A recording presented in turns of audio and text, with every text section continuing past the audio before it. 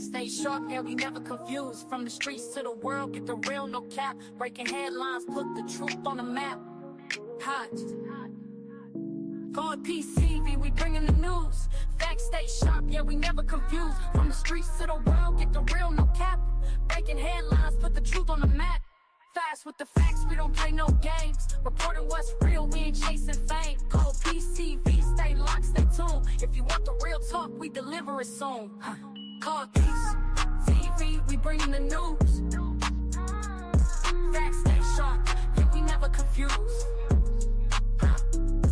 From the streets to the world, keep it real, no cap. You're breaking headlines, put the truth on the map. Call Peace TV, we bringing the news. Fast with the facts, we don't play no games. Reporting what's real, we ain't chasing fame. Call Peace TV, stay locked, stay tuned. If you want the real talk, we deliver it soon.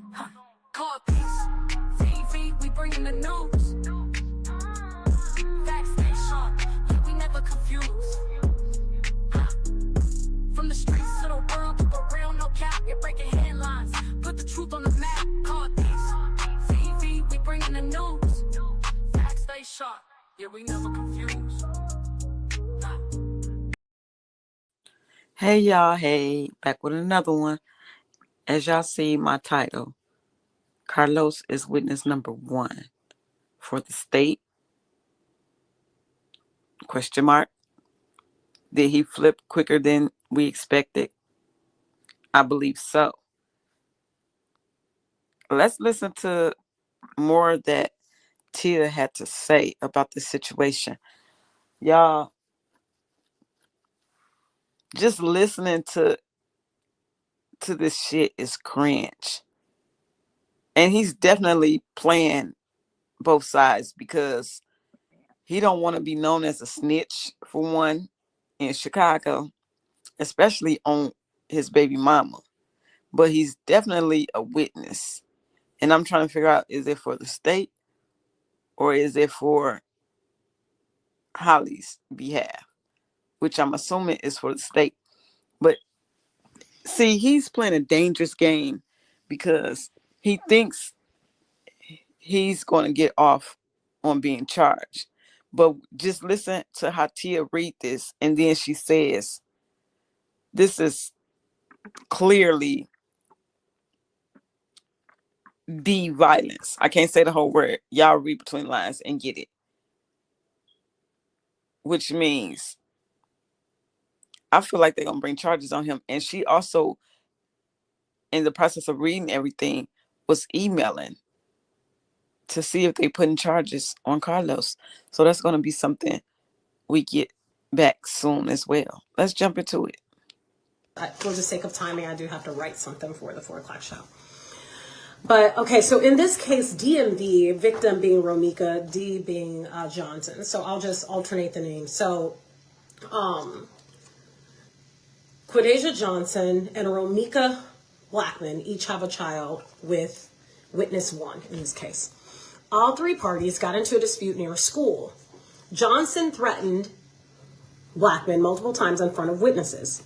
Johnson then retrieved a handgun, shot Blackman multiple times in front of witnesses. This is according to the Cook County. This was filed for the murder charge, the first degree murder charge. So again, Johnson threatened Blackman multiple times in front of witnesses. Johnson then retrieved a handgun, shot Blackman multiple times in front of witnesses, and then we know, sadly, Blackman died. Johnson murdered Blackman after Blackman had just dropped her child off at school. Johnson celebrated the murder immediately after. Johnson was undeterred by the presence of witnesses, public setting, broad light near a school, and near many children. Multiple civilian calls to 911 before and after the murder. It basically goes on to say that she deserves to be held behind bars because clearly she doesn't care about the harm, and based on the previous circumstance that happened, nothing would stop her, is essentially what it says.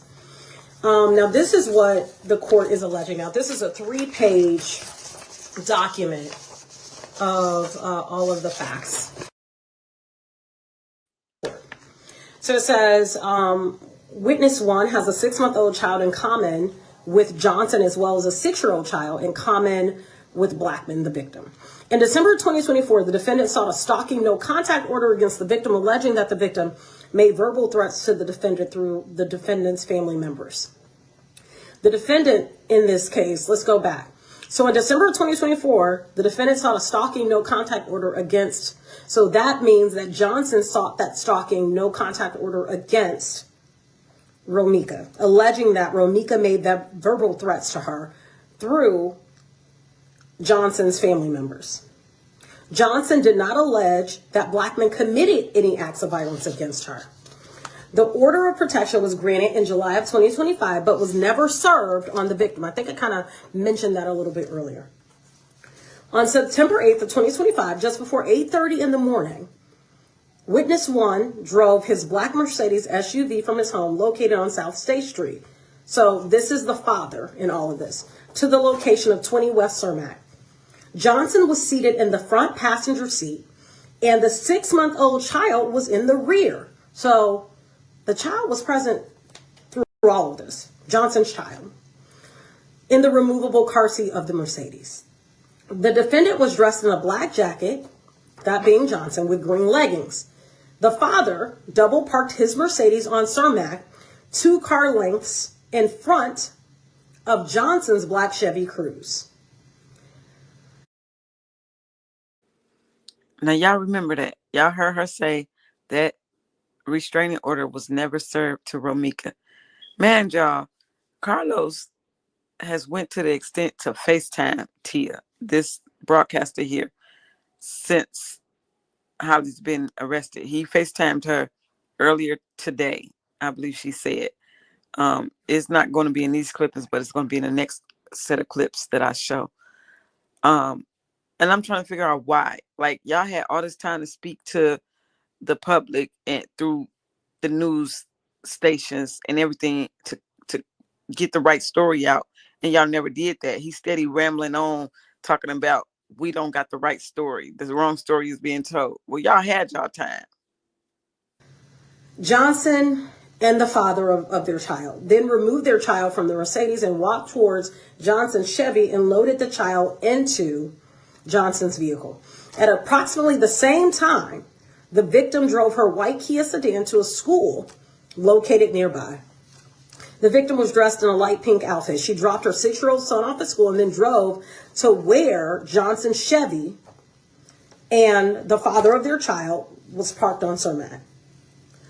Romika double parked her Kia on Cermak behind the father's Mercedes and got out, while Johnson stood outside of her car. At this time, witness 2, who does not know any of the parties, so a witness on the street, drove past Romika, Johnson, and the father, observing that Johnson and Romika standing in the street arguing, but unable to hear exactly what was being said.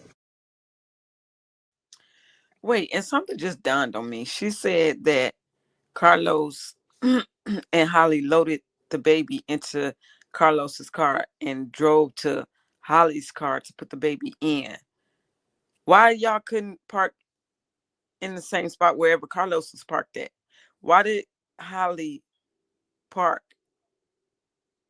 exactly where she knew Romika would be going to take Little Los to school and making her route back to work? Y'all let that sink in. This person observed the father standing in between the two ladies with his arms extended, and then observed the Johnson, she's D in this case, the defendant, Johnson away. So witness 2 observed the father push Johnson away from Romika, while that doesn't make sense on that file. While Romika, unarmed, stood stationary with her arms crossed across her chest. Minutes later, another witness on an eastbound bus that drove past saw this argument again between Johnson and Romika. She observed, and bus video captured, Romika and the father standing in the open driver's door area of Romika's Kia. At this time, this witness was walking east on Cermak, approaching State Street. This witness got out the bus, walked across Cermak, and stood under the CTA green line stop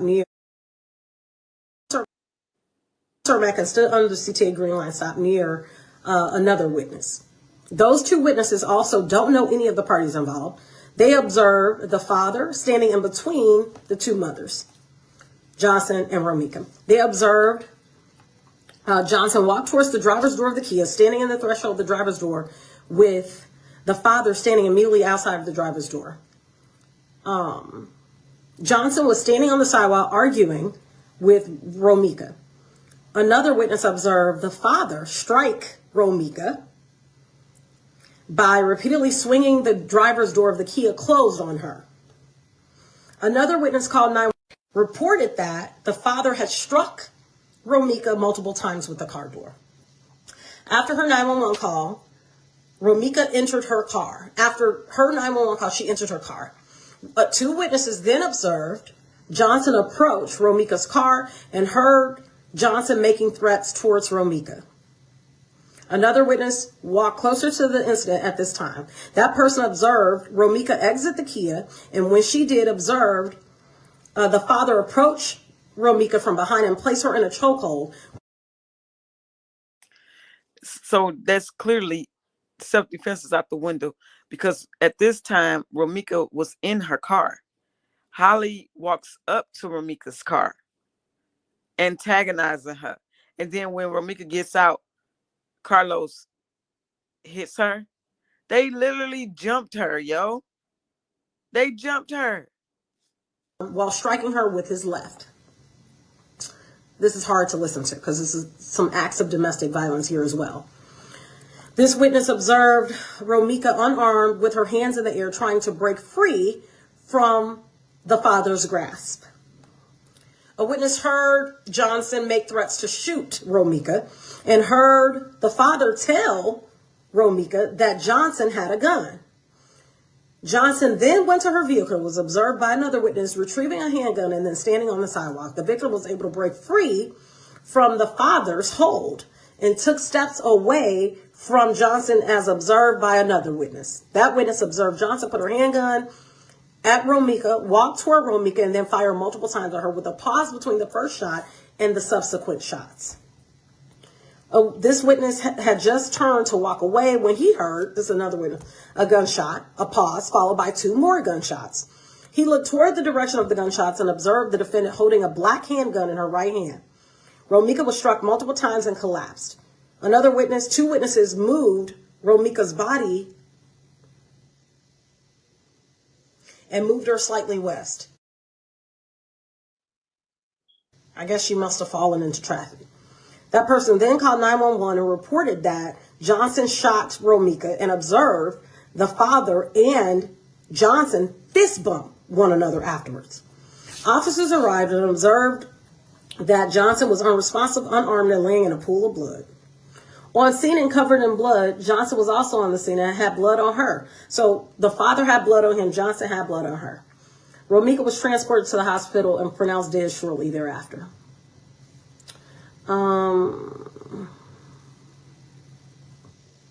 Johnson was positively identified as the shooter. Johnson detained and admitted to the shooting. From her Chevy, officers recovered a loaded 9mm handgun. Evidence techs processed the scene, recovering 3 spent shell casings. Ballistics analysis revealed that all 3 of those spent shell casings were fired from Johnson's firearm.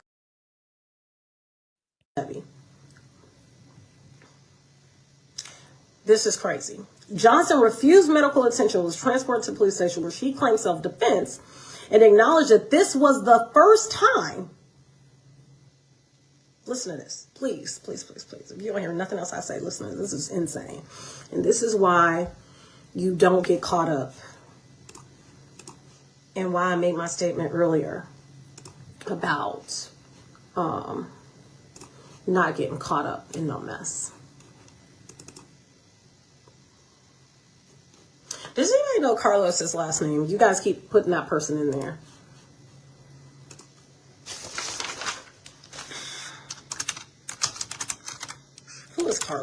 in this case. You guys keep saying it.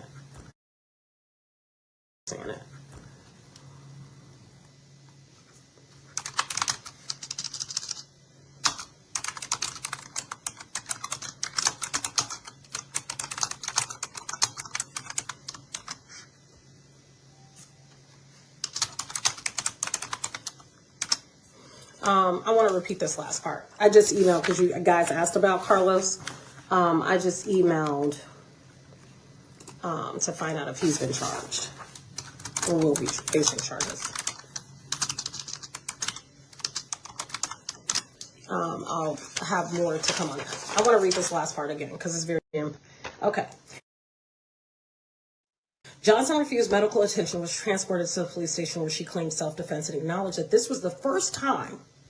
So this is all fueled by what? If this is the first time she had ever seen Blackman in person.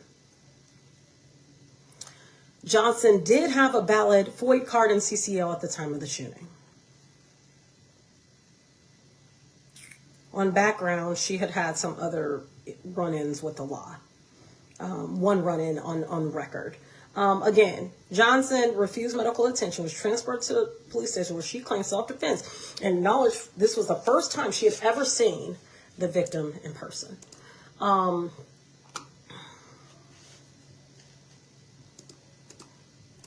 don't know what you guys think about that, but I think that is the most awful thing I've ever heard. So you claim this person has threatened you through people. You've never seen them before in person. And why would you shoot them? Why? That's what I'm saying. Even she can see what the hell this is. Listen to what she says. Continue to say. This is plain as day for everybody out there that's trying to support Holly and still trying to say this was self-defense. No, the fuck it's not. And trying to say that Romika was stalking her. How could Romika stalk somebody she never seen and never came in contact with? Come on, let's be logical. Let's be real here. People with common sense can see what this is. Let's keep going. Enough to shoot them?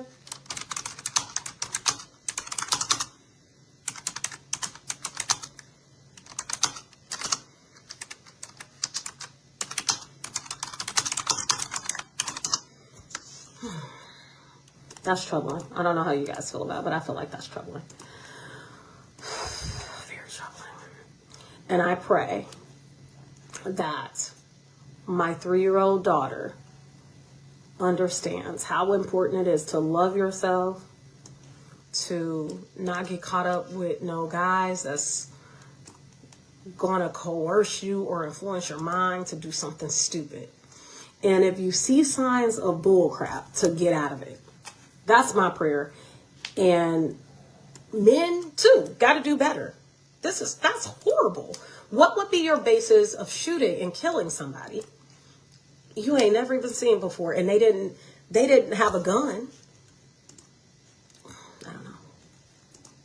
All right. I appreciate you guys tuning in. Boom. Even she said, and see what this is. It is what it is. She said she prayed that her daughter don't grow up to let a man coerce her to do something like this. And that's exactly what the fuck happened. She let him fill her head to the point that this girl literally hated Romika and didn't even know Romika. Let's keep going. Y'all listen. In fact, I just received a FaceTime call from the father. He says a lot of what the witnesses are reporting that we're hearing from the Cook County State's Attorney's Office, he's saying that the details did not play out that way. He's asking questions about, are they sure they saw this? What is making them say that he put her in a chokehold? All of these things. So he's saying the narrative didn't play out quite like what we're hearing and what we heard in court today. So this is one that we will be following. And of course, we're going to try to make sure that we get his side of things as well. All right. I know you'll stay on. What the fuck do he mean? Are they sure they seen what they saying that they seen? Hell yeah, you know you did that, and you trying to lie. He's trying to fish around for information from Tia. He's trying to see how much the DA, the judge, and everybody fucking knows. Because if that camera work that they showed, his ass is grass. He better hope nobody has this on camera of him putting her in a headlock. We need footage. Anybody that has footage of him having her in the headlock, please send it to me. Please, I will put it out if don't nobody else want to put it out. Because his ass needs to go down too. Let's keep going. As for Smith, he says he has not seen his son since the shooting unfolded, the son that he has with Romika Blackman. We did learn today that Quadesia Johnson is 7 weeks pregnant. She did ask for leniency from the court, hoping that she would be able to attend her trial going back and forth from home. We do know the judge did not allow that. As for her, she will be back in a courtroom come December 23rd. From the greater asking for leniency. No, only leniency you're going to get is this, because you're pregnant. They'll probably give you a bed and a pillow like this behind a jail cell and close to a phone so you can call Carlos. That's it, Bookie. That's it, baby. No, this is all you're going to get right here. Y'all screenshot this. This is what she going to get. A motherfucking telephone, a bed close enough to that motherfucker, in a cell. That's it. I can't believe this. Even Tia see what this is, and you still got these content creators that's working with the auntie mama. I ain't gonna say no names. That's trying to say, if y'all listen, if y'all heard what we heard, and all of this, Romika was stalking Holly. How was she stalking her when she didn't even fucking know her? Like they never personally met, never been in the same rooms together or nothing. This let Holly had it set in her mind from that post she made prior that you got to just start taking bitches out. Basically, is what she said. But this is what this is what she gonna be right here, at least until December 24th, your next court date, baby. Y'all like, comment, subscribe, hit the notification bell. I'm out. But peace to your feet, we bringing the news. Facts stay sharp, yeah, we never confused. From the streets to the world, get the real, no cap. Breaking headlines, put the truth on the map. Yeah, fast with the facts, we don't play no games. Report on what's real, we ain't chasing fact. Call Peace TV, stay locked, stay tuned. If you want the real talk, we deliver it soon.